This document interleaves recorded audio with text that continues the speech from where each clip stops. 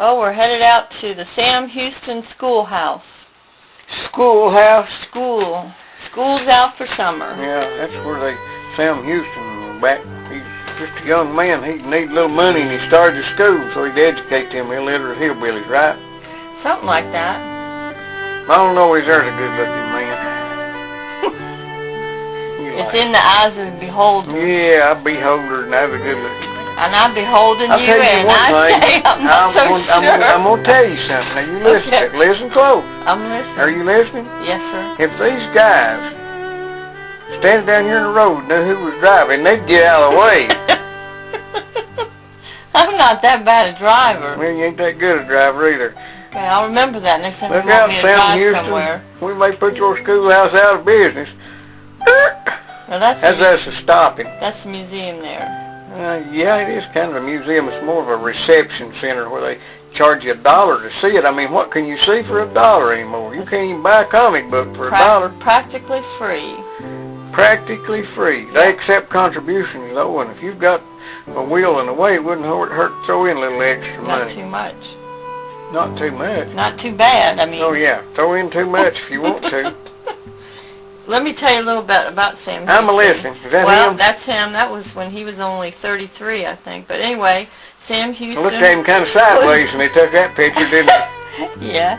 He was born, see there, he was born on March 2nd, 1793. A lot of good people born on March 2nd. That's right. You better 1793. 1793. He was the fifth of 9 children. He was born to Major Sam Houston and Elizabeth Everybody needs a flip every now and then. Houston. Now look, that's the flag. You got to show respect. Don't giggle. I'll stop. Act serious. Okay, that got me. Okay, now anyway, you be funny again. That's pretty funny. That's the shop or the museum store. That's where they sell trinkets. You can always depend on BB to end up in a trinket store. I did get me a I couple believe you're things. part Indian. I am You'd part trade Manhattan for a bunch of trinkets. Hey, I am part Indian. I'm about 116. Yeah, well. We all are, aren't we? It ain't working out too good. I'm kin to Napoleon, too. We're all kin to somebody. Oh. I think I'm Napoleon reincarnated. This is Sam's family here. It looks like a bunch of pictures to me. It He sure is a bunch of flat people. That's Sam. Sam And younger? No, this is Sam when he's older. This is Sam and his wife, his third wife. I was talking about Sam the senior, Colonel Sam. Well, These are his who's children. Who's that?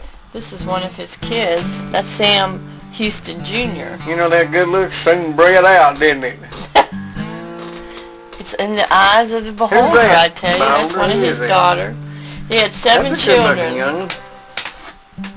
Let me tell you a little bit about Sam. I'm listening. I'm all ears. All right. Well, his father died when he was about 13 years old. They lived in Virginia. The mother moved him when he was 14, moved him to Maryville in Blount County.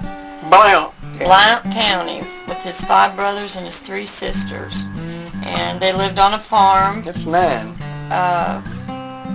5 brothers and 3 sisters. Makes 9. Well, he's 8. He's the 9th child. Okay, see? That makes plenty of sense. That's right. Anyway, he didn't like farming, so he ran away from home and lived with the Cherokee Indians for a while.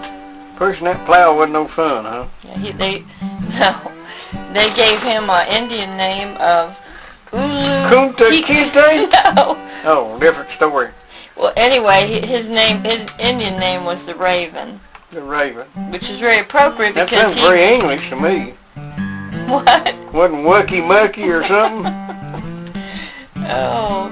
Well, anyway, he used to come into town and buy a lot of trinkets. Yes, so he could go trade with the settlers. That's right.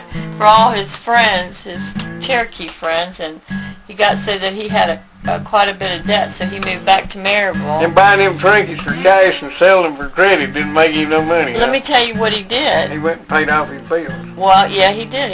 He was a smart man, very smart man. He decided he would start up a school, a private school, and he'd be the teacher.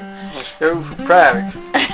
No, for the kids around the area. Anyway, they didn't think he could do it.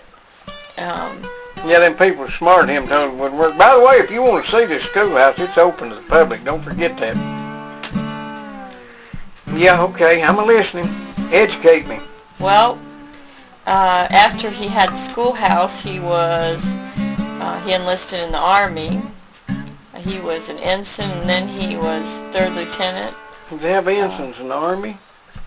I suppose so. I thought they had them in the Navy. Well, maybe they started out in the Navy Army. Okay, they got inside. Okay, go ahead. And after he was in the Army for a while, he was wounded. Got shot. Pretty bad. Yeah, he did. He got shot by a musket. A musket? A musket ball. Well, that ain't too bad. Good thing it Well, wasn't a cannonball. Yeah. I think he was shot by one of those too. Got shot with a cannonball? Well, they said, the doctor said he wasn't going to live, and they said he wasn't going to take out that cannonball. They left the cannonball in? They left the cannonball Are in. you sure? Yeah. I bet he had trouble swimming after that. So he went back By home. the way, if there's anybody out there making any history reports, you might want to check up on this.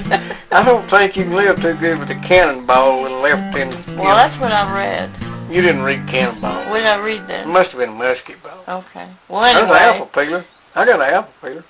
But can you imagine having to live your life with a cannonball in you? Every time you take a bath, you drown. When he went to the airport, it probably went off all the time. Yeah, I guess every time you got on an airplane, you had to have a special pass. Yeah. Life was a lot simpler before airplanes. Yeah.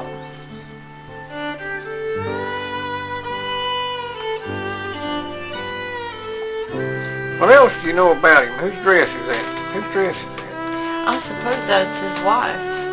Oh, But I don't know. old thing? Look at that little waist. I can only wish. That's something. Yeah, I reckon he would My be. grandmother had a little waist like that, but I think you had to suck it up. It's like them where Chinese that wrap their feet, you know. They wrap their waists. Ooh. I guess. I don't know. What you don't know? I'm learning though. Yeah, I know you are. Keep hanging around me, you'll be plumb smart. That's what I'm thinking. That's Yeah, buddy. scholarly people I hang out with. Hey, Kurt, what's that say? That's got something to do with the Alamo, I bet you. 1836, Sam Houston was at the Battle of San... Jacinto? Yeah.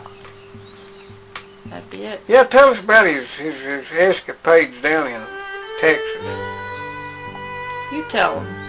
Well, he went down there, and Davy Crockett, that other bunch of Tennesseans, Jim Bowie and all them guys over there, kind of a last-ditch effort to hold Santa Ana back there at the Alamo, and they done a pretty good job.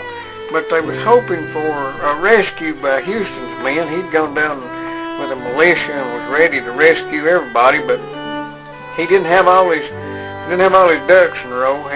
He kept running from the Mexicans, and he didn't have near the force that the Mexican army had. So it was not unusual to disorient the enemy by running from them, even if you were ready to fight. But he kept them moving. He kept them moving to the point where they outran some of their supply lines, and then he turned on them, and he done a good job. I mean, he got Santa Ana, the Napoleon of the West, caught him dressed up like a woman trying to escape. He did. Well, he's Shame smart. he didn't hang him, but he let him go.